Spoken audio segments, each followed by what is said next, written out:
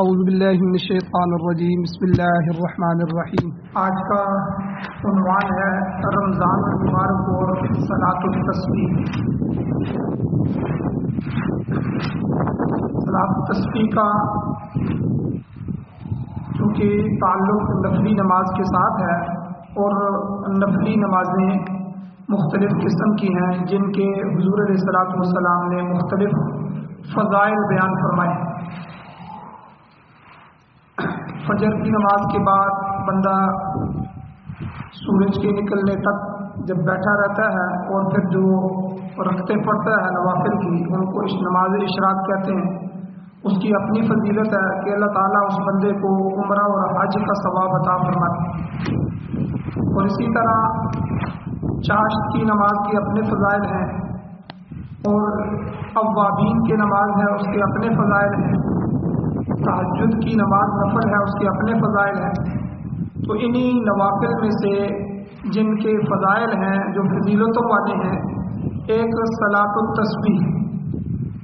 تو اس کا صلاۃ التسبیح کا براہ راست کوئی تعلق اگرچہ رمضان المبارک سے نہیں ہے، لیکن چونکہ دیکھا گیا ہے کہ عوام الناس میں سے اکثر لوگ رمضان المبارک کے اندر اور خاص کر کے رمضان المبارک کے جمعوں میں اسے ادا کرنے کا اہتمام کرتے ہیں۔ فضائل کے اعتبار سے چونکہ یہ نہایت بہت ہی اہم نماز ہے، اس لیے تھوڑی سی اس کی تفصیل ذکر کی جاتی ہے۔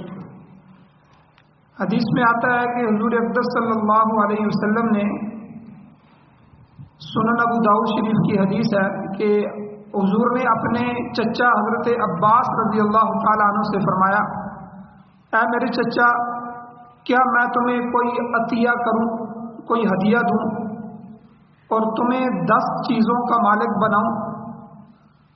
تو پھر حضور علیہ الصلوۃ والسلام نے فرمایا کہ جب تم اس کام کو کرو گے تو اللہ تعالیٰ تمہارے سب گناہ اگلے اور پچھلے، پرانے اور نئے، غلطی سے کیے ہوئے اور جان بوجھ کر کیے ہوئے، چھوٹے اور بڑے، چھپ کر کیے ہوئے اور کھلا مکھلا کیے ہوئے، سب ہی گناہ معاف فرما دیں گے۔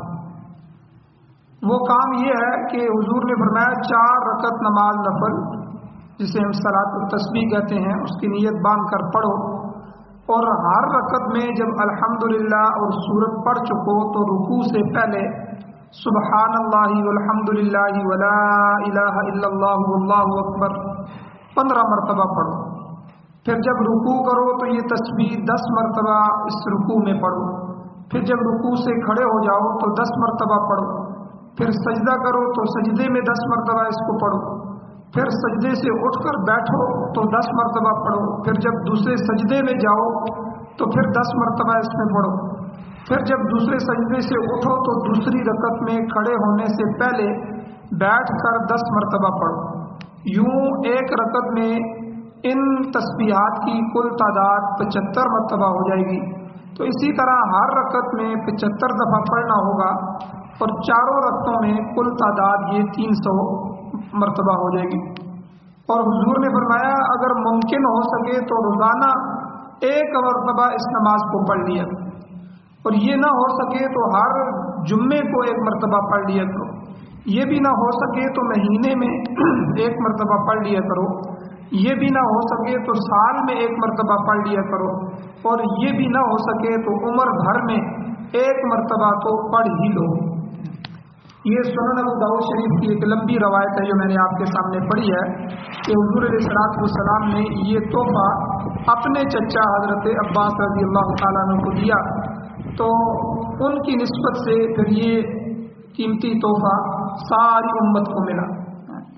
تو صلاۃ التسبیح جو ہے بڑی اہم نماز ہے، تو جس کا اندازہ اس پوری حدیث سے ہو سکتا ہے کہ نبی اکرم صلی اللہ علیہ وسلم نے کس قدر شفقت کے ساتھ، کس قدر اہتمام سے اس کی تعلیم دی۔ علماء امت، محدثین، فقہاء اور صوفیاء کرام ہر زمانے میں اس نماز کا اہتمام فرماتے رہے ہیں۔ امام حدیث امام حاکم رحمہ اللہ نے لکھا ہے کہ اس حدیث کے صحیح ہونے پر یہ بھی دلیل ہے کہ تبع تابعین کے زمانے سے ہمارے زمانے تک جو مقتدا حضرات ہیں، ہمارے پیشوا حضرات، اس پر مداومت اور ہمیشگی کرتے رہے ہیں اور لوگوں کو تعلیم دیتے رہے، جن میں ایک حضرت عبداللہ ابن مبارک رحمہ اللہ بھی ہیں۔ یہ حضرت عبداللہ ابن مبارک رحمہ اللہ یہ امام بخاری رحمہ اللہ کے استادوں کے استاد۔ امام بہقی رحمۃ اللہ علیہ کہتے ہیں کہ عبداللہ ابن مبارک رحمہ اللہ سے پہلے تو الجوزا رحمہ اللہ جو معتمد تابعی ہیں وہ بھی اس کا اہتمام کرتے تھے۔ روزانہ جب ظہر کی اذان ہوتی تو مسجد میں چلے جاتے، جماعت کے وقت تک اس کو پڑھ لیا کرتے تھے۔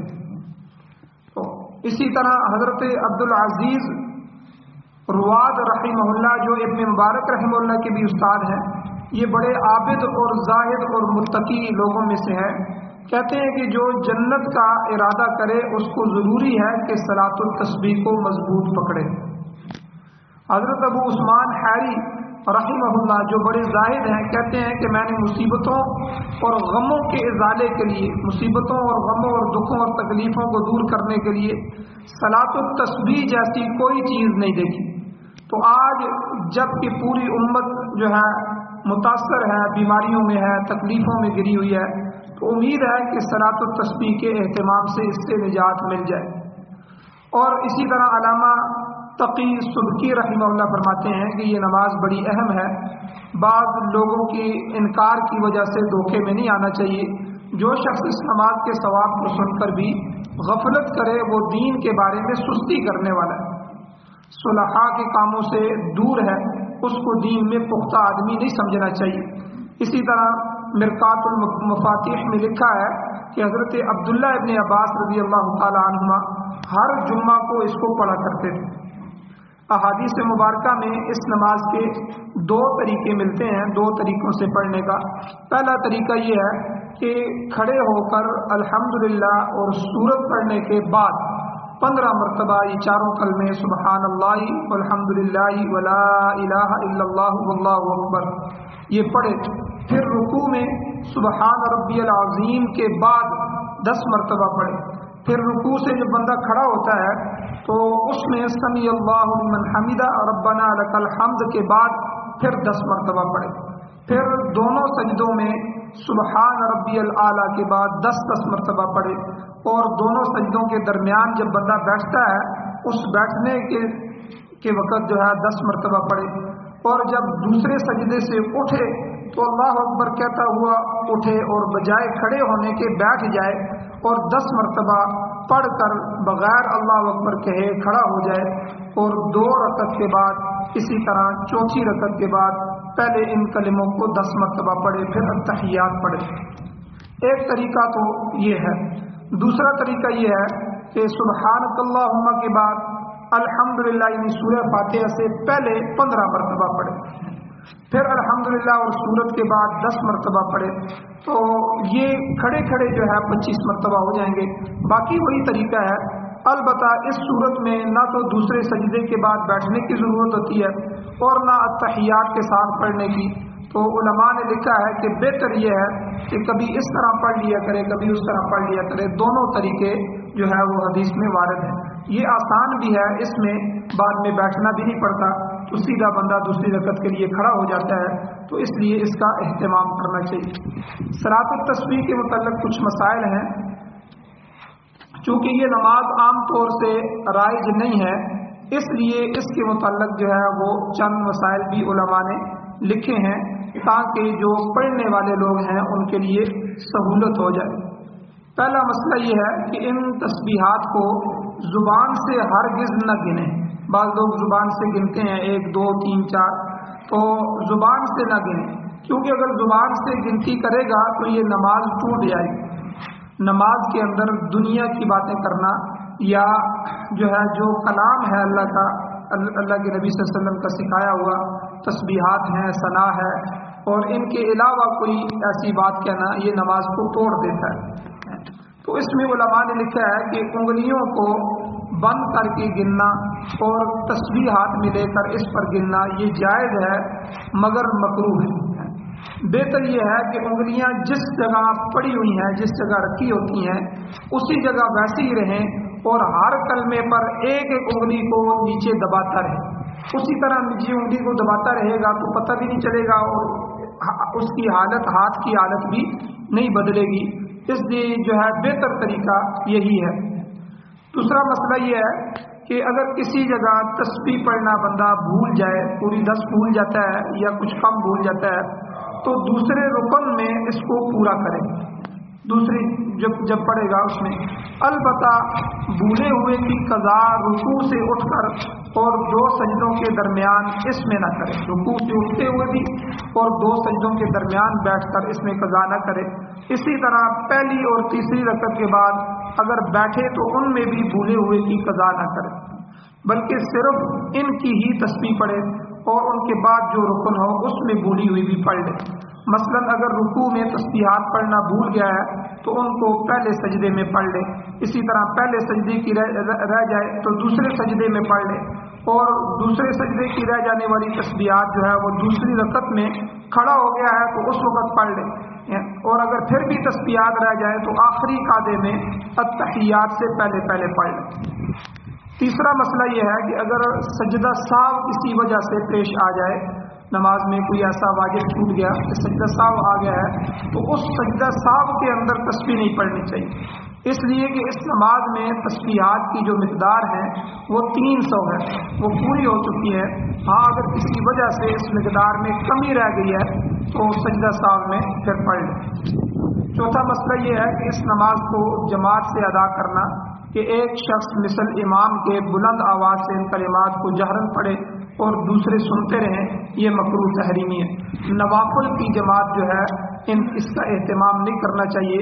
حضور علیہ السلام سے 2-4 حدیثوں میں ثابت ہے کہ حضور نے جو ہے نوافل کسی گھر میں گئے تو وہاں پڑھ لیے، تو اس میں اہتمام نہیں تھا، ٹھیک ہے. بس وہاں گئے تو گھر کے 2-4 افراد تھے تو حضور نے اس وقت کے جو نوافل تھے وہ پڑھا دیے. تو بعض علماء کہتے ہیں یہ تعلیماً تھے، کہ تعلیم دینے کے لیے، ورنہ لوگوں کو اکٹھا کر کے اہتمام کر کے اعلان کر کے بلا کے پھر جو ہے پڑھنا نوافل کو، اس کی اجازت نہیں ہے. کیونکہ یہ جو جماعت ہے یہ فرضوں کے لیے ہے. فرض اتنے محتمل بشان چیز ہوتے ہیں کہ اللہ تعالیٰ نے اس کے لیے جماعت کو رکھا ہے. اب دیکھیے 2 رکعت ہم نے فرض پڑھنے ہیں، گھر میں بھی پڑھ سکتے تھے، لیکن اس کے لیے جماعت کا اہتمام کروایا گیا تاکہ محلے کی جو جامع مسجد ہے اس میں بندہ تکلیف اٹھا کے آئے اور اس میں پڑھے. یہ جماعت جو ہے یہ واجب ہے. بعض حضرات کہتے ہیں کہ سنت موقدہ ہے، تو بہرحال یہ ضروری ہے کہ بندہ جماعت کے ساتھ نماز پڑھے. لیکن چونکہ نوافل جو ہیں وہ ایک نفلی چیز ہوتی ہے، تو نفلی چیز کے لیے فرض کی طرح اہتمام کرنا، لوگوں کو دعوت دینا اور لوگوں کو بلا کر کرنا، یہ مکروہ تحریمی ہے. تو اور اسی طرح اس نماز کا اوقات جو مکروہ اوقات ہیں ان کے علاوہ باقی دن رات کے تمام اوقات میں صلاۃ التسبیح پڑھنا جائز ہے. البتہ زوال کے بعد پڑھنا یہ زیادہ بہتر ہے. زیادہ افضل وقت یہ ہے کہ زوال کے بعد ہے. پھر دن میں کسی وقت بھی پڑھ سکتا ہے، رات کو بھی کسی وقت پڑھ سکتا ہے، تو کسی جو ہے وقت کی قید نہیں ہے. اور چھٹا مسئلہ یہ ہے کہ بعض احادیث میں تیسرے کلمے کے ساتھ لا حول ولا قوت الا باللہ العلی العظیم کو بھی ذکر کیا گیا ہے. اس لیے اگر کبھی کبھی اس کلمے کو بھی بڑھا لیا جائے تو اچھا ہے، ورنہ زیادہ تر جو الفاظ آتے ہیں وہ وہی ہیں سبحان اللہ والحمد للہ ولا الہ الا اللہ واللہ اکبر. اللہ تعالیٰ سے دعا ہے اللہ ہمیں عمل کی توفیق عطا فرمائے. بہت قیمتی نماز ہے صلاۃ التسبیح، اس لیے بندوں کو کوشش کرنی چاہیے کہ رمضان کے علاوہ بھی پڑھنی چاہیے. لیکن رمضان المبارک تو بہاروں کا مہینہ ہے، اس لیے اس میں کم از کم پورے مہینے میں 2-4 دفعہ اس کا اہتمام ضرور کر لینا چاہیے. اللہ تعالیٰ سے دعا ہے اللہ ہمیں عمل کی توفیق عطا فرمائے.